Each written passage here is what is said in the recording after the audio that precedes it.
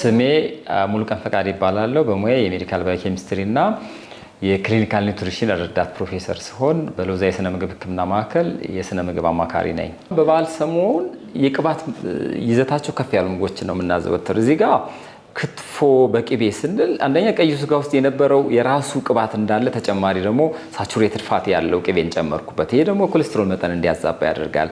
ስጋ የራሱ ቅባት እያለው በዘይት የምጠብሰው ከሆነ የተጠበሰው ዘይትና ስጋ ውስጥ የነበረው ቅባት የችግሮቻችንን መጠን ከፍ እያደረጉብን ነው የሚሄዱ። ኮሌስትሮል ካለ ኮሌስትሮል፣ የስኳር መጠናችን ከፍተኛ ከሆነ ኢንሱሊን ሬዚስታንስ እንዲፈጠር በማድረግ የስኳር መጠናችን የተባባሰ እንዲሆን ያደርጋል። እንደ ምሳሌ ብንወስድ ቤታችን ውስጥ ከማይጠፉ ምግቦች ውስጥ የዶሮ ወጥን ማንሳት እንችላለን። የዶሮ ወጥ ጤነኛ የምግብ ዝርዝር ውስጥ የሚካተት ሊመስለን ይችላል። ነገር ግን ዶሮ ወጥ የተዘጋጀበትን መንገድ ታሳቢ ብናደርግ ጤነኛ ከማይባሉ ለሰው ልጅ አስቸጋሪ የጤና ችግሮችን ከሚፈጥሩ የምግብ ዝርዝሮች ውስጥ ሊመደብ የሚችል ነው። ዶሮ ወጥ ሲባል ያዘጋጀንበት መንገድ ነው እንጂ ጤነኛ ያልሆኑ ምግብ ዝርዝሮች ውስጥ የሚያካትተው ዶሮዋ ራሱ አይደለችም። በእርግጥ ዶሮዋ ውስጥም ለይተን መጠቀም ያለብን ምግብ አለ።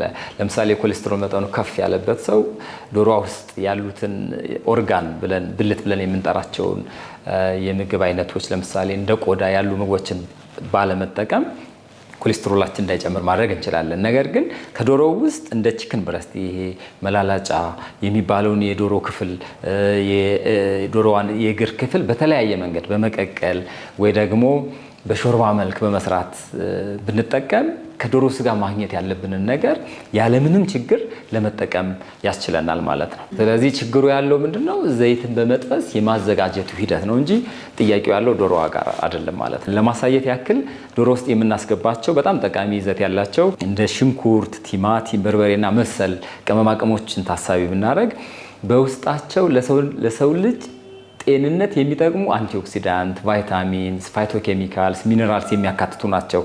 ነገር ግን እነዚህ የምግብ ይዘቶች በሚገባው ልክ ሰውነቴን እንዲጠቅሙ በሚገባው መንገድ አዘጋጅቼ ነው መጠቀም ያለብኝ። ዶሮ ወጥን በምናዘጋጅበት ጊዜ እነዚህ ምግቦች በከፍተኛ ሙቀት በመጠበስና በመቁላላታቸው ምክንያት ሙቀትን መቋቋም የማይችሉ የምግብ ይዘቱ በከፊል ወይ ደግሞ ሙሉ በሙሉ ሊጠፋ ይችላል። ስለዚህ ማግኘት የነበረብኝን ነገር ሳላገኝ ቀረው ማለት ነው። ይሄ የሚጠበሰው ዘይት ለሰው ልጅ አስቸጋሪ የሆነ ትራንስፋት እንዲፈጠር ያደርጋል። ዶሮ ወጥ እንግዲህ ለስንት ሰዓት እንደሚቁላላ እንደሚጠበስ እናውቃለን። በቆይታው ልክ ደግሞ ጤናችን ላይ ችግር የሚፈጥረው የትራንስፋት የመፈጠር ሂደቱን በከፍተኛ ሁኔታ ይጨምረዋል። ስለዚህ ትራንስፋት ያላቸው ምግቦች አብዝቶ በመጠቀም አንደኛ የነበሩን የጤና ችግሮች እንደ ስኳር፣ ግፊት፣ ኮሌስትሮል፣ ስትሮክ እና መሰል የጤና ችግሮች እንዲባባሱ ሊያደርግ ይችላል።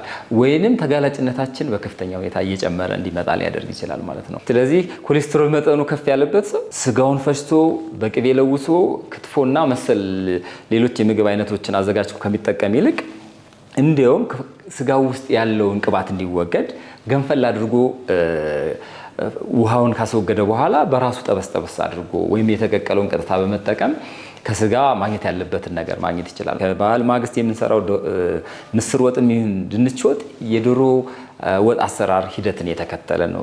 ከዚህ አደገኛ ወይም ደግሞ ልክ ያልሆነ የምግብ አዘገጃጀት ሂደት ቀስ በቀስ ራሳችንን ማውጣት አለብን። የተፈጥሮም የሳይንስ ሕግም የሚለን ይሄን ነው።